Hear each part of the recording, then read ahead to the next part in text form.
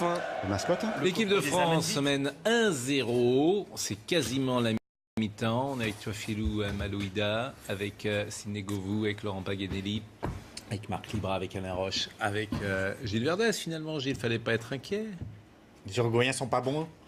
Ils donnent des coups, je vous l'avais dit, une entreprise de destruction venue de Montevideo. Ils n'ont que ça à nous opposer. Et pour le moment, magnifique. Coup de pied arrêté défensif, ils sont pas bons. On a profité de leur faiblesse. Magnifique.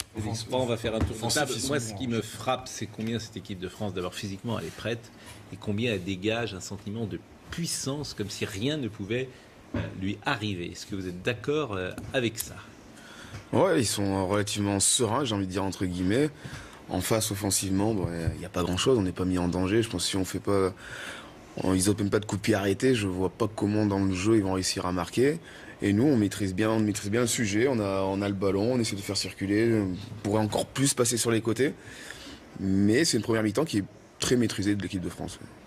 Pas forcément être surpris par rapport à l'Uruguay qui évolue comme ça et qui joue comme ça. Le manque de Cavani se fait ressentir terriblement puisqu'il n'y a que Suarez qui va un petit peu au pressing et il n'a pas le pendant de l'autre côté. Suarez, c'est un petit peu dommage. Oui, mais un ne va pas sans l'autre. C'est ça, c'est ce qui est. Et puis attention, il y a quand même deux très belles occasions où Lloris sauve. Voilà, sans être, ils sont pas bons. Il y en a une. Celle de Lloris.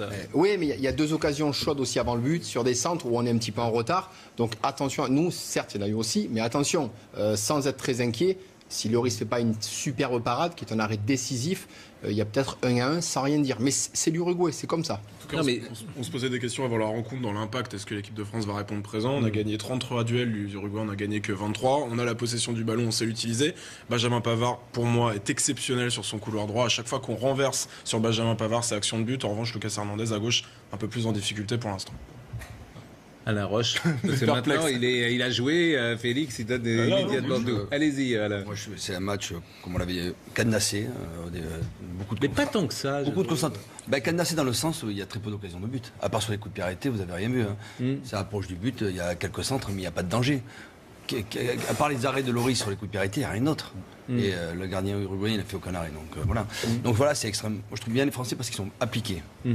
Concentrés, c'est important. Ils ne laissent pas envahir par l'émotion non plus. Mbappé d'une froideur assez incroyable. Voilà, ils sont dans leur match.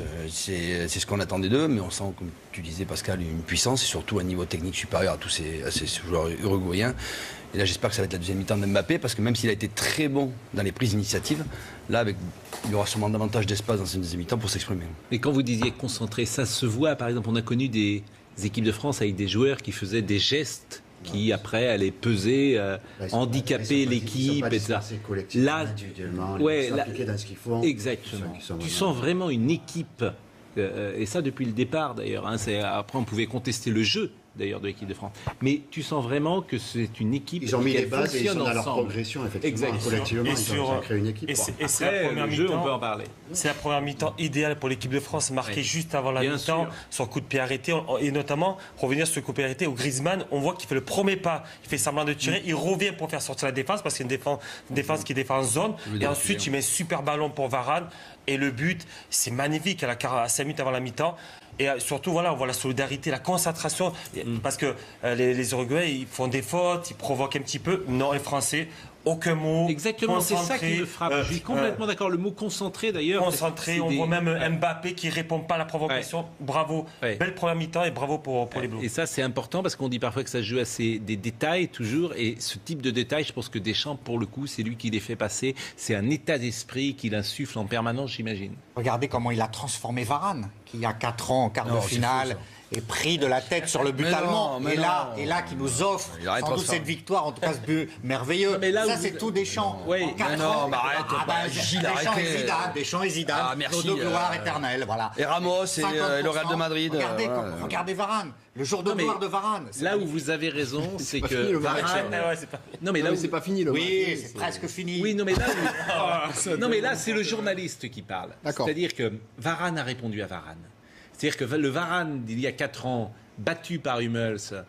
Peut-être. Ça fait combien de temps qu'on n'a pas vu Varane aussi Ah bah oui, mais il est là 4 ans après. Non, mais c'est un quart de finale contre un quart de finale. bien sûr, non, mais C'est d'accord. symbolique. C'est Varane répond Et à s'il fait Varane. deux boulettes c'est en vrai. seconde période, on fait quoi dans Oui, 45 minutes là, on est à la mi-temps. Mais non, mais laissons C'est vrai, finir c'est le match. que on est qu'à la mi-temps. Alors, on s'en va. On s'en va, on parle pas. Dans ces cas-là, on dit Pogba, il est pas au rendez-vous, il est pas présent. Mais c'est Pogba est pas au rendez-vous. pour moi, non, Pogba, pour moi, pour l'instant, n'est pas. Alors moi, j'ai souvent été sévère sur l'équipe de France, mais là, pourquoi tu ne trouves pas Pogba au Dans rendez-vous ce match, tu peux pas sortir les Il n'y a pas d'individualité, il faut le voir de façon Et voilà. collective. Il a énormément travaillé défensivement, Ouais, Pogba, ouais. peut-être au détriment du jeu Faut offensif, sécher aussi. mais bon, au moins il est là. Tu peux sortir le but de Varane quand même. Tu peux sortir individuellement un but qui est exceptionnel. Varane, Il vient le couper au premier. Si les Français ne sortent pas de leur collectif et de leur match, ils ne peuvent pas être inquiétés dans un match comme ça. Ils peuvent pas Non, perdre. ils peuvent pas. Voilà, ils peuvent pas être inquiétés. Et sur C'est ceux sûr, que. ça va dépendre que d'eux. Maintenant, sur s'ils ceux sont- qu'il a je vois dit, pas comment l'Uruguay peut basculer dans autre chose. Ils savent Je pas sais faire. pas, Je pense qu'ils savent pas faire. Voilà, attention. En si faisant les- rentrer notre attaquant. Mais Christian Rodriguez Comment ils peuvent faire basculer le match ce joueur de C'est couloir. le premier but français depuis 1985. en plus. Et sur ceux qui a dit La dernière Félix. fois, c'était José Touré qui avait. Sur ce qu'a dit Félix aussi, faut le retenir parce qu'il avait dit est-ce que Tolisso allait péter les plombs ou pas. On l'a vu, il a pris un gros coup à un moment donné. Ouais. Il n'a pas répondu. Qui amène Et le vous but. trouvez qu'il joue Il a particulièrement répondu, dur dans l'impact, Par il y a exemple, eu vous 7 trouvez fautes que- partout. Et voilà. Il y a eu ça sur les réseaux internet. oui. Vous trouvez que l'arbitre argentin aurait dû donner un ou deux cartons Oui, mais jaunes ces gens sont venus pour nous casser en deux. Ils n'ont que ça à faire. Il a parfaitement géré l'affaire. Il a parfaitement. Un seul carton, combien de cartons pour le Vous avez joué des milliers de matchs. Si été l'arbitre très bon. à la 9e met un carton jaune sur le premier contact, envenime. derrière ça envenime Ah oui. tout le match. À chaque fois, ils vont réclamer des cartons. Félix, Il a Félix. très bien géré l'affaire, l'arbitre. Il y a 7 fautes partout, il a mis un carton partout. Bentoncourt sera suspendu. Je veux dire, Ils sont là il pour a nous très casser. bien géré l'affaire. Non mais il y a une violence, enfin, moi je trouve, de la part de deux attaquants uruguayens. Stuarni, il a enchaîné pendant 3-4 fautes grossières sur Hernandez. Suarez sur Pavard, c'est scandaleux. Oui, mais l'arbitre a bien géré le match. Non mais il doit mettre un carton jaune quand il fait ça. Je veux dire, en plus il y a l'écran derrière la vidéo, mais non mais c'est délibéré. Félix peut Non, pas- non, mais d'accord, peut pas moi je laisser veux un- bien, mais l'arbitre en mettant des cartons tôt prend le risque de Ah, mais perdre je le suis pas contrôle du contraire. match. Mais Suarez, c'est à la 25e Et il l'a minute pas ou à la fait. 30e minute. Mais bon, on est là. On est là, effectivement.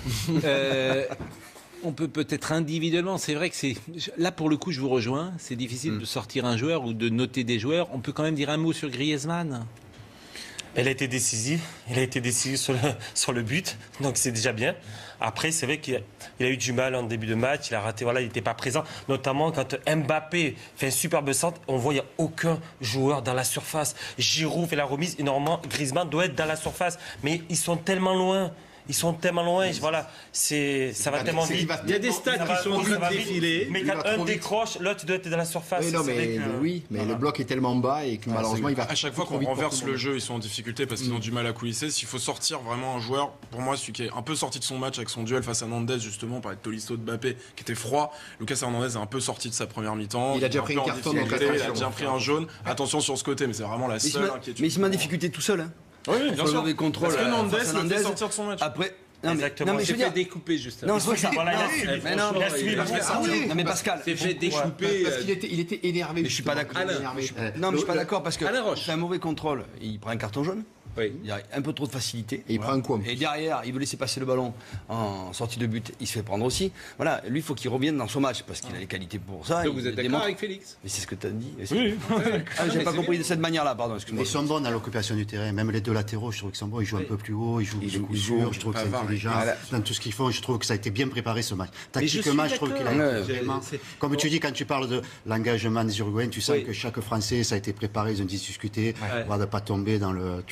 Tu sens vraiment un équilibre dans ce match de la part des joueurs. Moi, je trouve qu'il a été vraiment bien préparé tactiquement. Gilles Verdez et après... Le génie de Deschamps. On rend fébrile. Oui, bien sûr. Bien sûr, bah oui. On rend fébrile la défense adverse. Franchement, les défenseurs Oui, je suis centraux, d'accord. les relanceurs, dès qu'on les presse, ils sont en difficulté, ils envoient le ballon en touche. Donc ça, c'est un point qu'on n'avait pas présupposé. La faiblesse uruguayenne à ce niveau-là, Deschamps l'avait vu. Puis tu je vous propose- as isolé les deux attaquants aussi, tu les vois Il n'y a pas. pas de lien. Je vous Ils ont pas de lien, propose ça. de voir la réaction à Pantin lorsque le but français a été marqué. Ce sont des supporters. À Bordeaux, pas-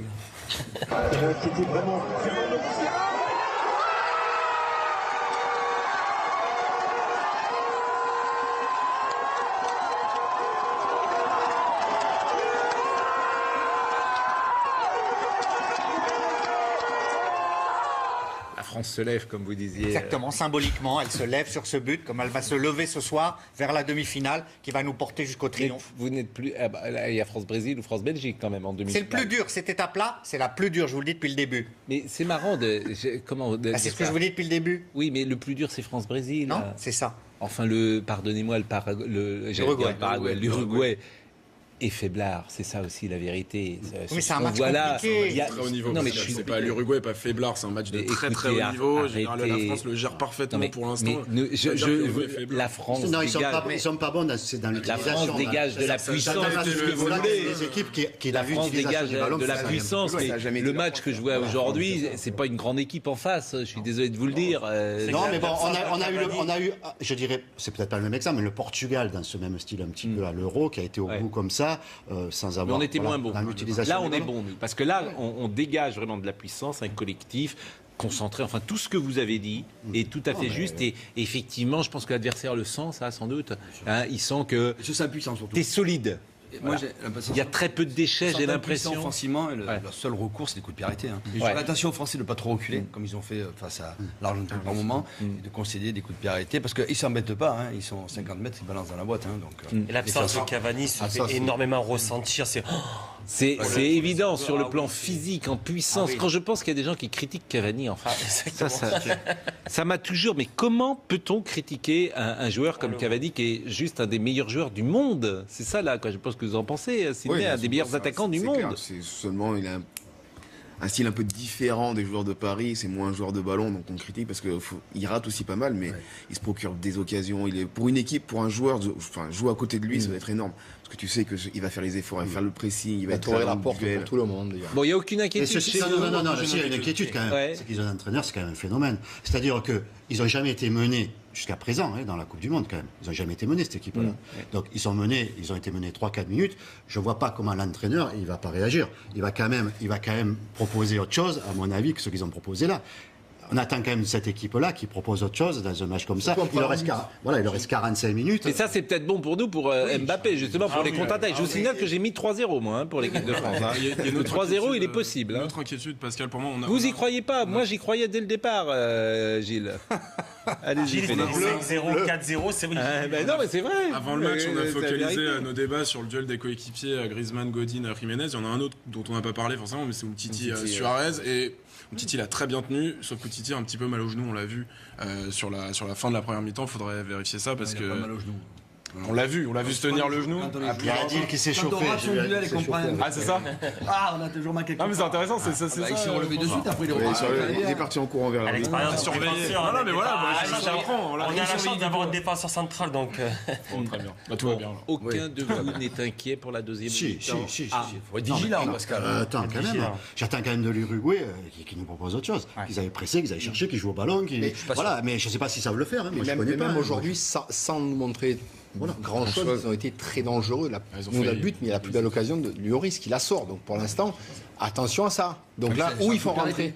Est-ce qu'ils vont se contenter de se dire on pourra revenir dans le match sur un coup de pied arrêté, on va continuer à jouer comme ça, on va pas prendre. Ou attaquer. Et voilà. Et à la 85e, on égalisera. Je sais pas. Gilles Verdez. Vous parliez des individualités. Varane et Lloris, quand même, vilipendés par certains, dont vous, avant la Coupe du Monde. Tout juste, si vous ne demandiez pas le changement pour Mandanda. Jamais un match décisif chez les Bleus. Bah, le voilà. Ça, c'est l'arrêt d'une vie qu'il a fait, là. C'est Gordon Banks face à Pelé.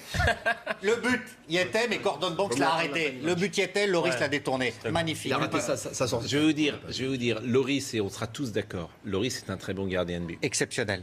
Il a plus de 100 sélections, nous sommes d'accord. Je soulignais qu'il lui manquait, ce sera peut-être le cas dans cette Coupe du Monde, il lui manquait son France-Brésil qu'a eu Joël Batz.